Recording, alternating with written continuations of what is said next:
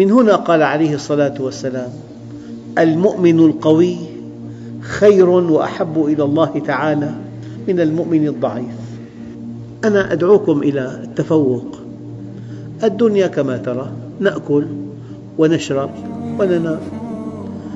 إن كنت كذلك فأنت واحد من 6,000 مليون، لا تقدم ولا تؤخر. لم لا تكون متفوقاً؟ لأن الدعوة إلى الله تحتاج إلى تفوق.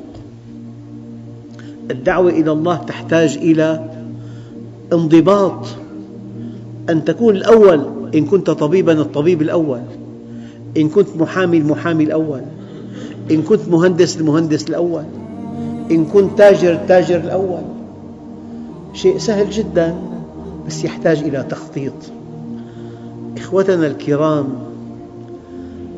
والخبر مؤلم جداً أنه بال100 شاب ما في إلا 3 يعرفون أهدافهم ويتحركون نحوها. بال100 شاب 3% فقط هدف واضح. أنت الآن ماذا تريد أن تكون حينما تتخرج من الجامعة؟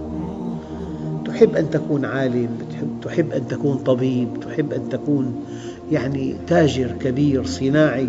فكر.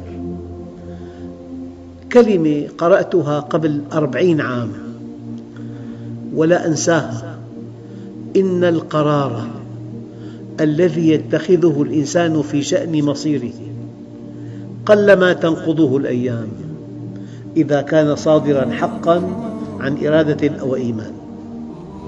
أقول لك بشكل واضح: اطلب ما شئت من الله. إن كان الطلب صادقاً وقدمت الثمن وهو السعي، ومن أراد الآخرة وسعى لها سعيها، فلا بد من أن تصل إلى هدفك. هذه حقيقة. أنت علاقتك مع الله علاقتك مع الذي بيده كل شيء.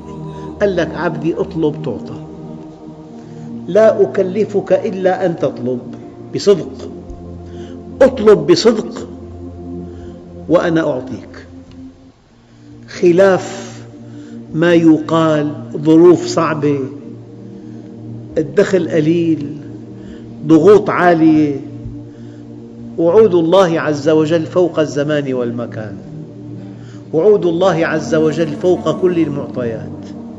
وعود الله عز وجل فوق كل الظروف. ومن يتق الله يجعل له مخرجاً.